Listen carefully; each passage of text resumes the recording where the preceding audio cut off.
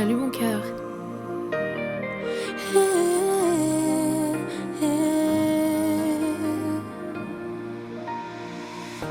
Père, je l'ai rencontré avec tant de facilité et sans avoir prié. Tu m'as envoyé celui qui m'était destiné.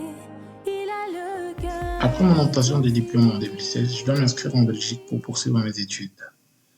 Ayant obtenu mon diplôme en juillet 2016, il était impossible pour moi de m'inscrire parce que les inscriptions pour les étrangers commencent en avril et se terminent en avril.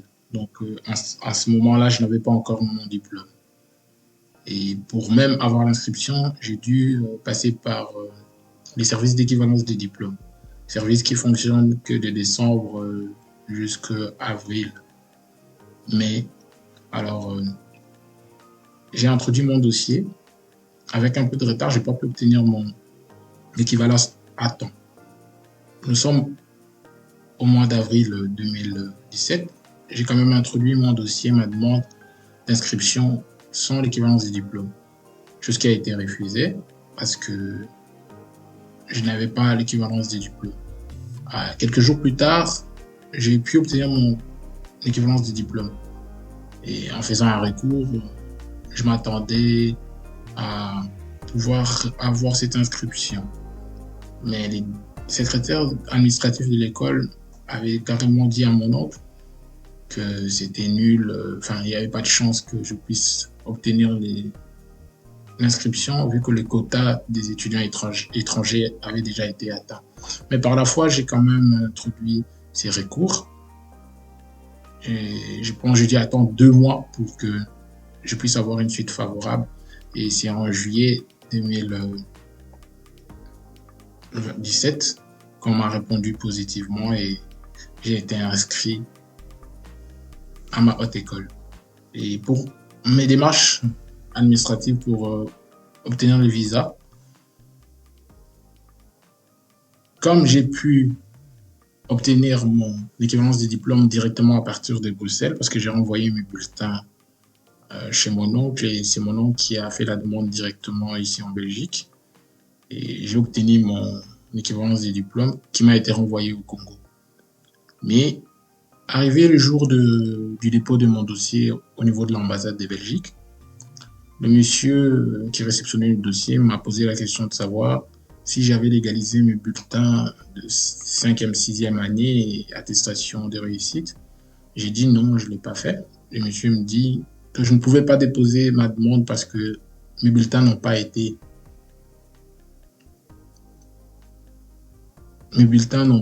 légalisés.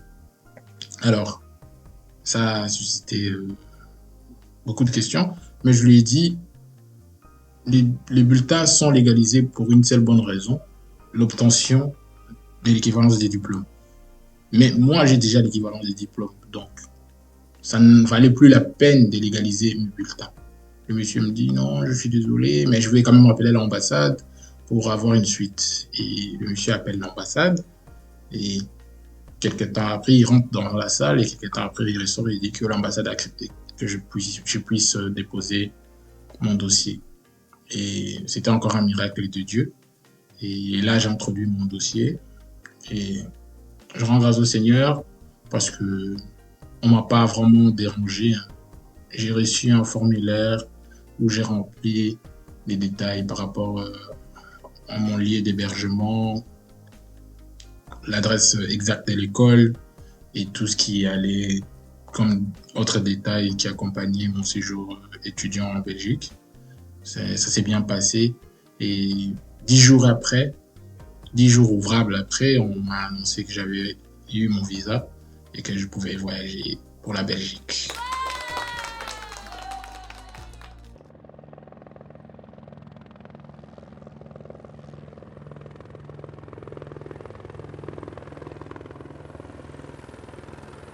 Le 10 septembre, j'arrive à Bruxelles.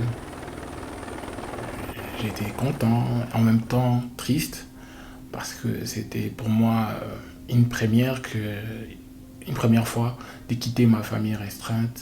J'ai laissé mes parents, mes frères et sœurs. Je souligne que je suis le cadet d'une famille de 5. Donc, je suis vraiment l'enfant le plus petit de tous, celui qu'on chouchoutait les plus. Je me retrouve du jour au lendemain loin de mes parents. C'était vraiment pas facile. Mais en même temps, je voulais vraiment atteindre ces objectifs de vie, étudier dans cette haute école, l'EFEC, que je voulais vraiment. Je m'attendais à des conditions qui étaient bien et vraiment ça me motivait pour pouvoir bien étudier. Après cela, j'arrive en Belgique.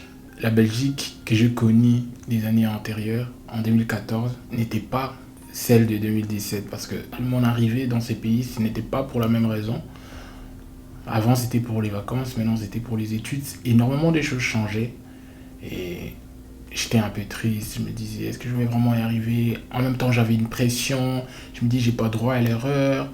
Mes parents ont beaucoup dépensé pour que je vienne étudier ici. Et tous ces stress-là, tous ces stress des débuts d'année ne m'ont pas beaucoup aidé. Et je rends grâce à Dieu parce que j'avais la foi, parce que je connaissais déjà le Seigneur et je le craignais. Pour ceux qui le savent, les débuts de l'année académique en Belgique, c'est toujours la deuxième semaine du mois de septembre, donc je n'ai eu que 2-3 jours pour pouvoir finaliser mes inscriptions et démarches administratives. 15 septembre 2018, premier jour d'université. Ah là là, je suis enfin à l'université. Waouh, c'est incroyable. Je ne sais absolument pas ce qui m'attend. Se retrouver dans un grand auditoire de 300 étudiants, c'est juste un truc de dingue. Je sais qu'aujourd'hui n'est qu'une prise de contact, mais ce monde me semblait tellement inaccessible que je n'arrive même pas à croire que j'y suis enfin. On m'a dit que c'est dans ces années qu'on vit les choses qui bouleversent notre vie. On m'a dit que c'était dans ces années qu'on faisait des rencontres qu'on n'oublierait jamais. En tout cas, ça a bien été le cas pour moi. Bref, je me retrouve dans cet auditoire, le Montesquieu 11, un auditoire capable d'accueillir plus de 300 étudiants. Je vois pour la première fois un grand tableau devant, c'était impressionnant. Le doyen de la faculté est en train de nous encourager et franchement, il était très rassurant. En parlant de rassurant, mon père était là, à côté de moi. Genre, trop la honte, vous pourrez dire. Mais pour moi, sa présence était précieuse. Il était fier. Il avait étudié dans la même université que moi. Et m'y voir dedans lui donnait une sorte de nostalgie. C'était les débuts des cours. Au début, j'étais vraiment dépaysé. Je n'avais pas d'amis. Je connaissais personne dans ma filière. Il fallait m'adapter. Et ça n'a pas été facile. Ah, mon père. Qu'est-ce que je pourrais dire à son sujet? Il y a tellement à dire. Mon père est un homme très intelligent et c'est surtout un papa poule. Nous avons toujours été très proches, lui et moi, jusqu'à une certaine époque. En 2008, il a dû quitter la Belgique pour travailler au Congo. Et depuis cette année-là, ma famille et moi avons toujours vécu entre les deux continents, Europe et Afrique. J'ai de bons souvenirs de mon enfance avec mon père. Je me souviens qu'il y avait des matins où je me réveillais et je le voyais en train de me photographier. Il m'a appris à faire du vélo et il m'a beaucoup enseigné par sa façon d'être. Je disais que mon père était intelligent. C'est quelqu'un d'ambitieux, de visionnaire, de courageux, de responsable et persévérant. J'ai eu de lui son calme et sa patience. Mon père ne parle pas beaucoup. C'est ma mère qui est une vraie pipelette. Mais qu'est-ce que je l'aime, cette femme. On s'est beaucoup disputé à cause de ses courses qui duraient 4 heures au lieu de 2, comme elle le disait. Mais je l'aime tellement.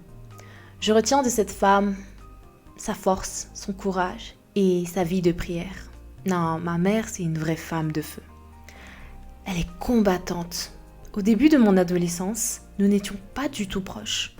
C'était juste ma mère, celle qui me donnait des consignes, mais c'est tout.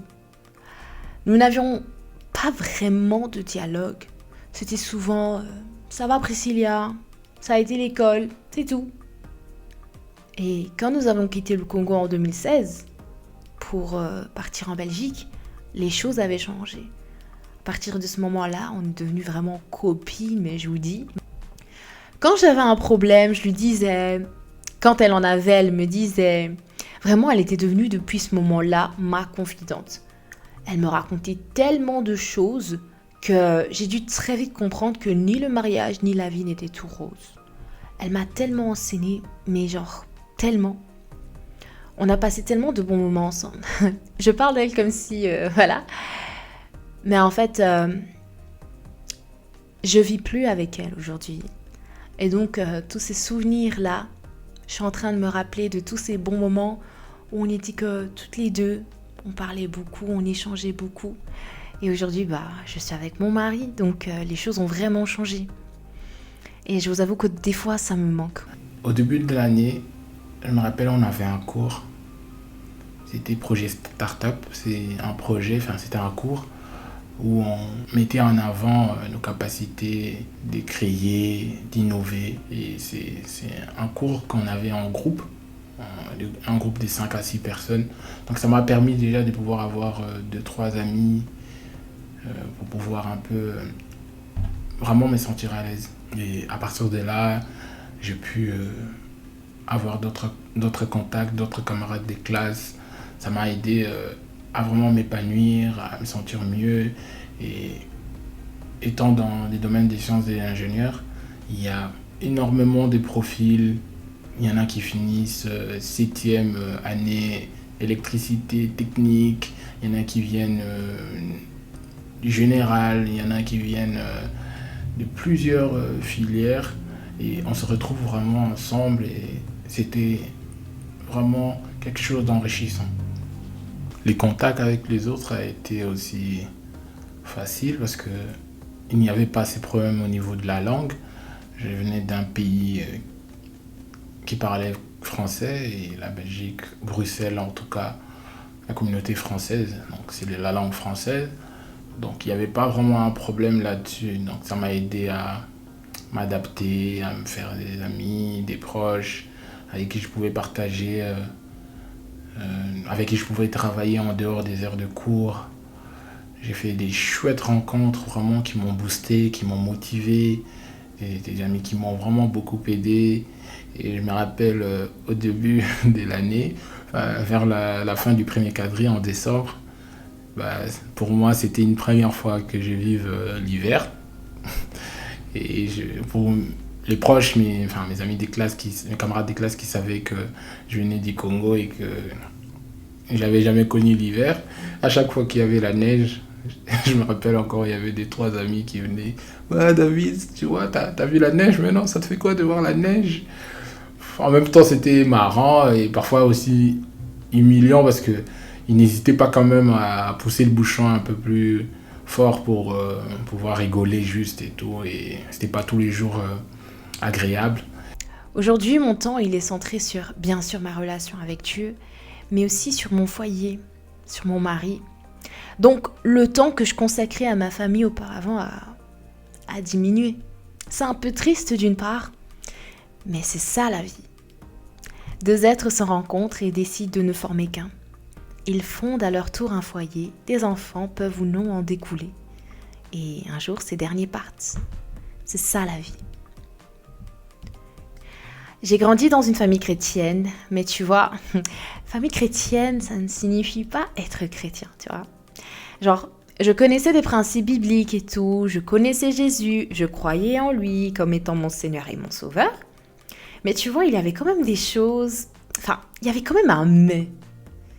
J'aimais Jésus et je faisais en sorte de bien faire les choses. Mais, tu vois, des fois j'y arrivais, des fois aussi, je n'y arrivais pas. Ça se trouve, tu es totalement en train de me comprendre parce que peut-être c'est ce que tu es en train de vivre. Tu viens d'une famille chrétienne, tes parents sont chrétiens, ta mère c'est une fervente servante de Dieu, ton père c'est un fervent serviteur de Dieu et tout. Mais toi, tu es juste... voilà. Tu fais juste partie d'une famille chrétienne, mais tu crois en Jésus et tout, mais voilà, sans plus quoi. Je suis né dans une famille chrétienne, nous sommes 5, j'ai 3 grands frères et une grande sœur, je suis le cadet de la famille. Durant toute notre enfance, on a toujours été élevés dans la voie du Seigneur.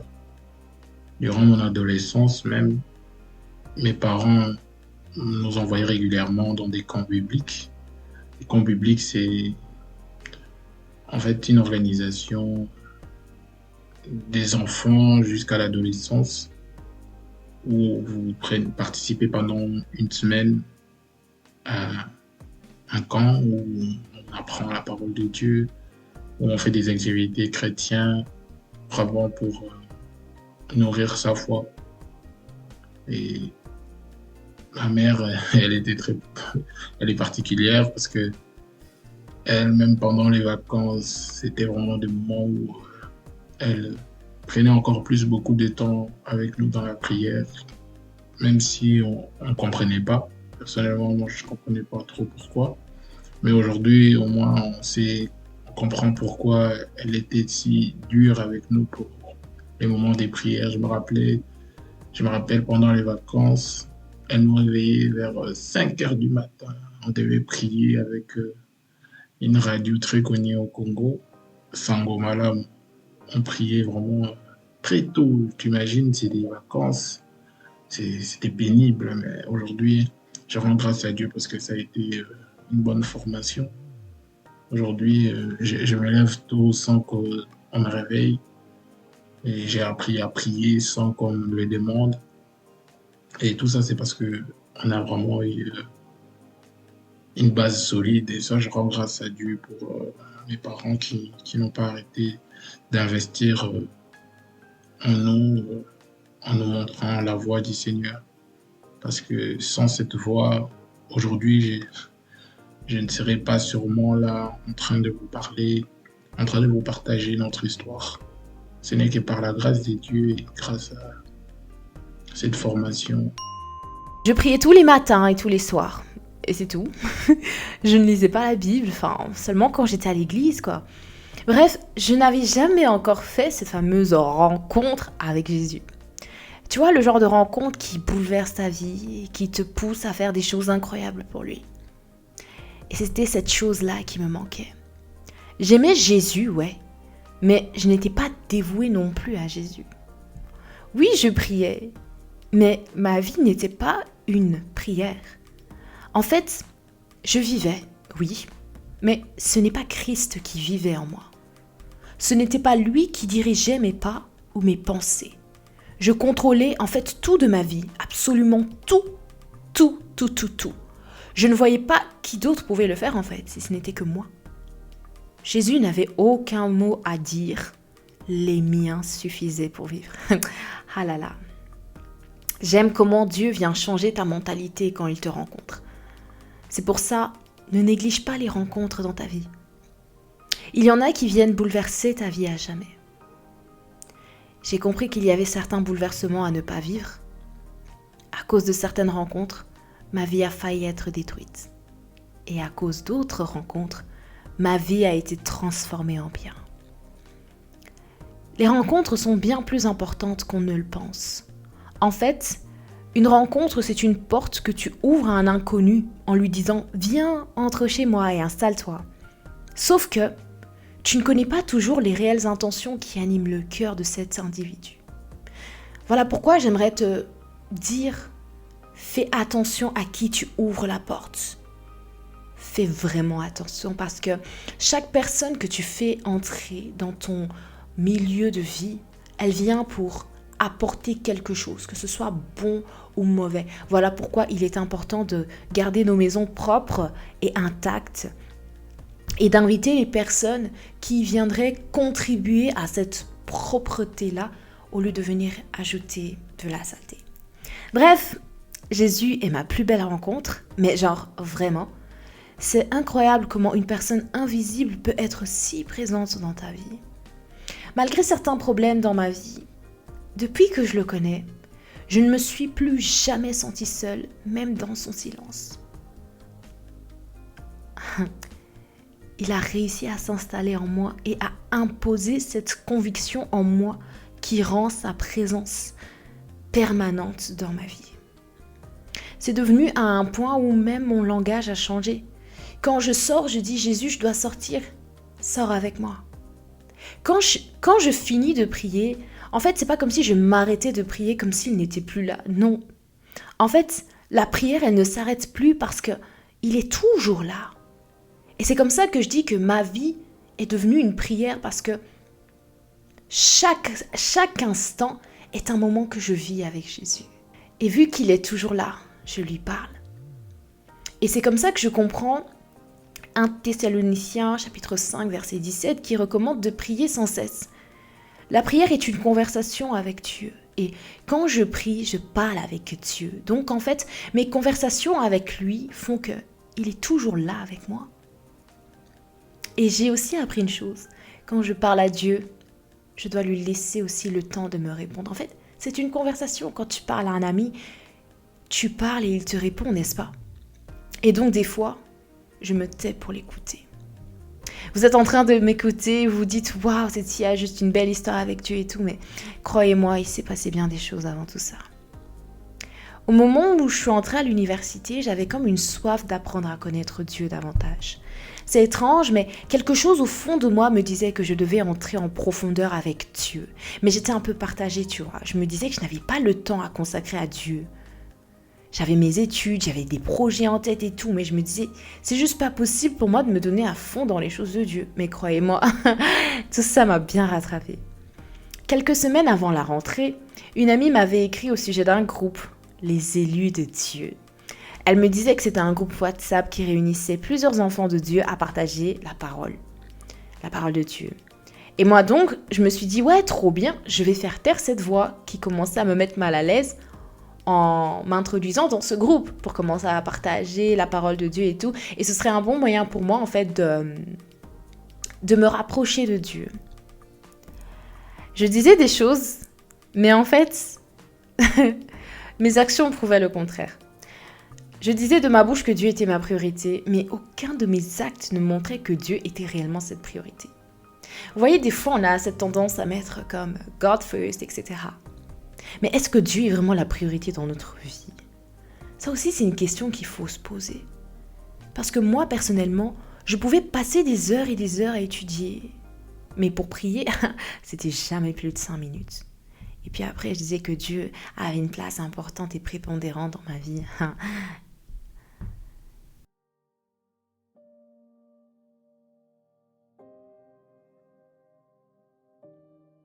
Tu écoutes peut-être ce podcast et tu te retrouves tellement dans ce que je suis en train de te dire.